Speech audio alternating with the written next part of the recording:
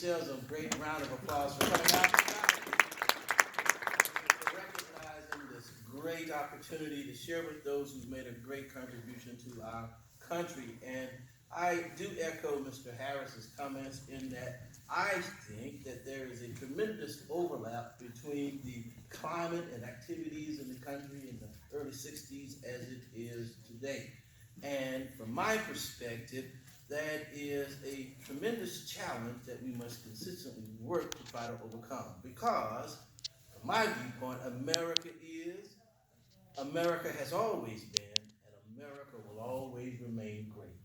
And its greatness is not limited to our abundance in natural resources, our robust economy, or even our superior military power.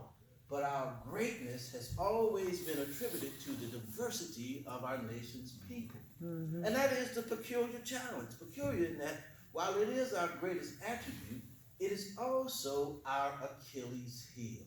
Achilles heel is the one thing that continues to limit our country, the one thing that limits us from being able to realize all that God has granted for this nation.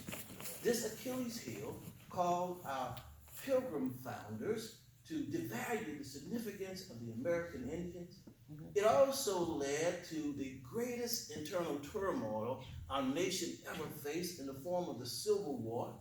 It caused our nation's leaders to lock up thousands of Asian Americans in internment camps during the World War II.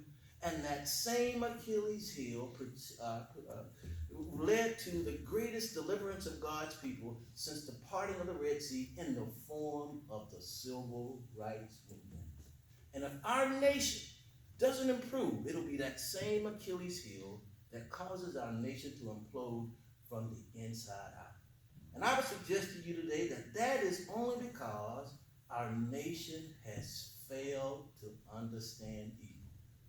Evil has no ethnicity. Evil has no complexion. Evil has no social economic status. And then number 45 needs to understand that evil has no country of native origin. But evil is a hitchhiker. It takes advantage of God's prized creation, humanity, uses them up to accomplish his own agenda. And when he's done, he leaves them on the side of the highway. For this nation to realize all of the great blessings that God has in store for us, we must demonstrate that only joy, hope, and only compassion can out-trump evil. Come on, somebody. And that's why we must think big. Think big. Don't think about the small things and people who try to limit us, but we must think big because God has great plans in store. If we unite and work in unison to show that human life is superior to everything.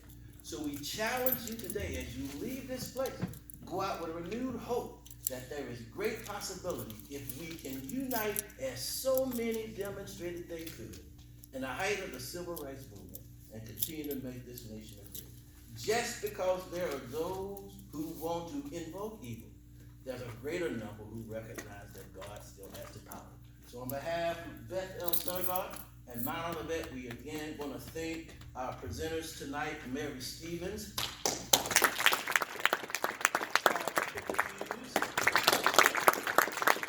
Harris, and Mark Denbach. Thank you so much and enjoy your evening. Join us downstairs for refreshments.